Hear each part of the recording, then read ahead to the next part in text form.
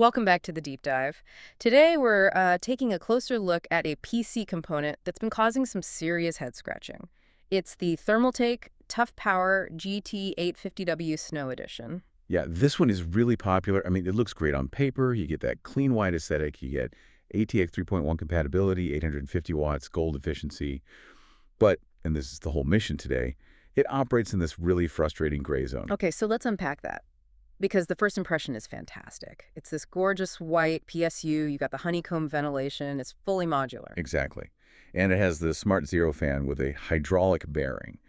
For anyone building in a glass case, it really hits that visual sweet spot. Right, but you said there's a but. Where does the transparency problem start? It starts right on their own website. There's this deeply buried disclaimer that says this model comes in two authentic but totally undisclosed versions, version A and version B. Wait, version A and B, with no explanation of what's different. None, zero, which is, highly unusual. It basically tells you they're making silent changes to the product. And if the versions are a mystery, I'm guessing the specs start to get a little fuzzy too. You guessed it.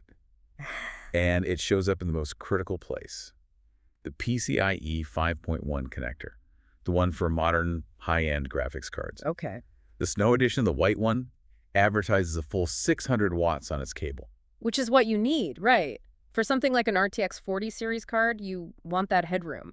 It's essential for stability. But here's the shocker. The standard black version of the exact same model only lists 450 watts for that same connector. Hold on, that's a 150 watt difference. That's not a small rounding error. That's the gap between a stable gaming rig and, well, a system that could just crash under load. It's a massive gulf. And they don't justify it anywhere. There's no explanation for why the white one is supposedly more capable, or if maybe version A is different from version B. So that lack of clarity probably goes deeper than just the cables. It absolutely does. We know Thermaltake's premium lines, they pride themselves on using all Japanese capacitors. But for this more budget-friendly GT line, the documentation is super vague. So the suspicion is they're cutting costs inside. That's the strong suspicion. Yeah. It's likely the whole explanation for the AB mystery. They're probably sourcing cheaper components for different manufacturing runs and just not telling anyone. But what about the warranty? I mean, it's got a 5-year warranty and it is gold certified. Doesn't that sort of protect you, especially for the price? It really should. But this is probably the biggest red flag of all. The actual reliability and what happens when you need support. We're seeing reports of failures within just a few months. Months, not years. Months. And when people try to make a warranty claim, well, it's been called the warranty shell game. The shell game. What do you mean by that? So we've seen multiple buyers report that they send in their failed 850-watt GT unit, and the replacement they get back is a demonstrably cheaper, lower-tier model. Something that's not even comparable. Wow. And that's if they even get a response. Exactly.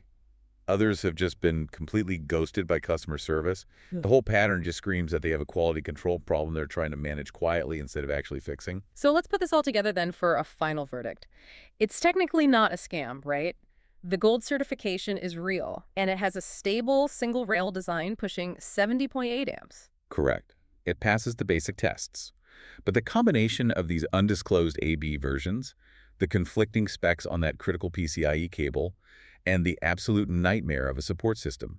It just makes the whole thing a huge risk. You're basically gambling. Precisely. You're paying around $120 to play roulette, hoping you get a good one. And if you don't, good luck. For that kind of money, you really should be getting certainty. So if you're building a new PC and you're looking for an 850-watt power supply, our sources point to much safer bets. Things like the MSI Mag A850GL or the Corsair RM850X. Yeah, both of those give you similar performance, but with totally clear specs and, a proven track record of reliability and support. Which really leaves you with a final thought to mull over. It does. It raises the question, how much is that perfect white aesthetic worth to you if what's actually inside the box is a complete unknown? And what's it worth if the company behind it might just leave you high and dry the second it fails? Always, always question the true cost of opaqueness.